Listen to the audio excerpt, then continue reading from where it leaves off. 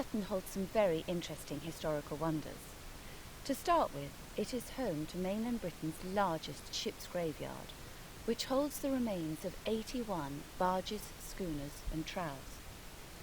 Furthermore, in 1960, Purton's Severn rail bridge was the scene of one of the river's biggest catastrophic events, which led to the destruction of the bridge, a tremendous explosion and a tragic loss of life.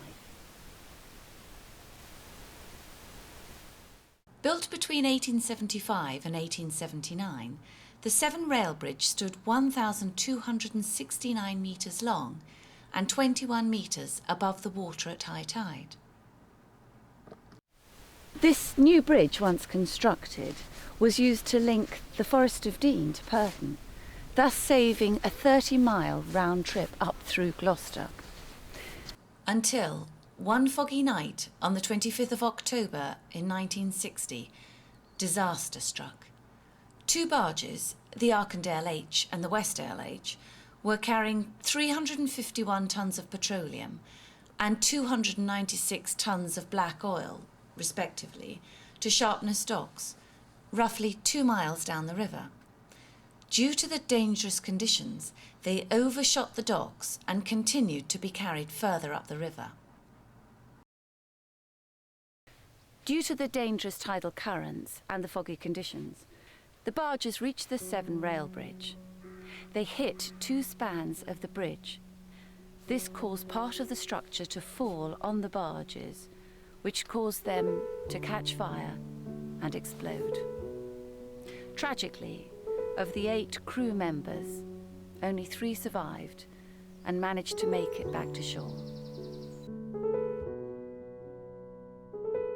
Local residents were alerted to the event by the blazing fire which covered the river.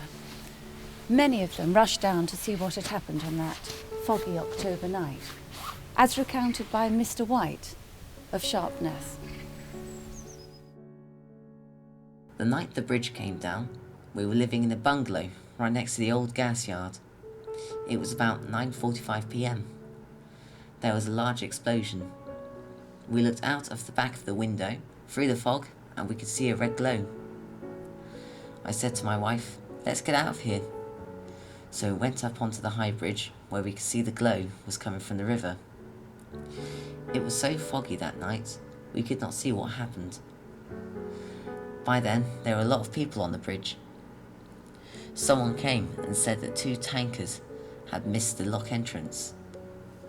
We knew then that they had hit some part of the bridge. We could smell oil and petrol burning. We could hear the men off the tankers shouting for help. It was horrible.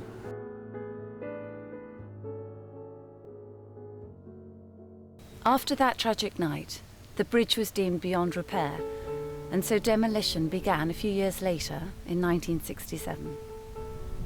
Now all that remains today is this column and pier of the swing bridge, which once allowed canal boats to pass underneath, and a few small pieces of the bridge, which can just about be seen at low tide. We're now on Purton's bank of the River Severn. This glorious, mysterious-looking site holds many relics, known as the hulks of Purton. Some of these hulks have been here since 1909.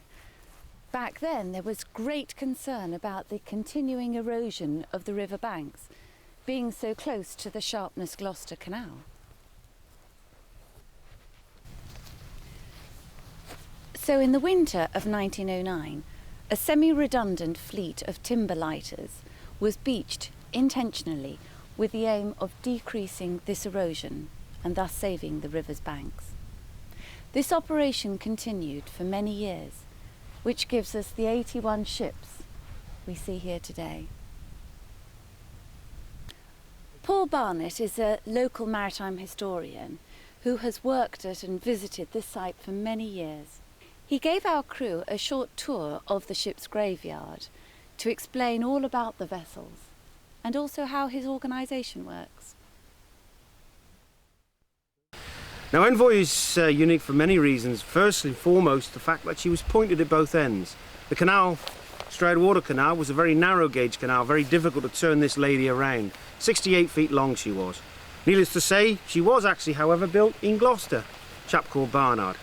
Now the reason I'm here, or more importantly the reason this lady is here, is principally because of the canal alongside us, or at least the bank alongside us. Envoy came in and was actually beached here in order to protect the bank, which at that stage was washing away. This particular plaque was put up by British Waterways, of which we're immensely grateful. But as you can see, vessel literally upon vessel upon vessel upon vessel. There in the north, the Envoy, which we saw earlier on, working our way all the way down, a mile or so over my shoulder, to the Selina Jane. The Friends of Purton, 87 like-minded individuals who come to this vista here on the banks of the River Severn, and what a backdrop. But we come purely and simply to protect, to promote, I don't know, quite simply to preserve the last remnants of Gloucestershire maritime heritage and culture here on the banks of the River Severn. Well, that's all we've got time for on this week's episode of the Seven Wonders. For such a small village, Purton holds such a fascinating history. If you'd like to know more about visiting the site, have a look at the Friends of Purton website, where you'll find all the information that you could need. Meanwhile, we'll see you next time when I'll be exploring the history behind the Severn's two road bridges.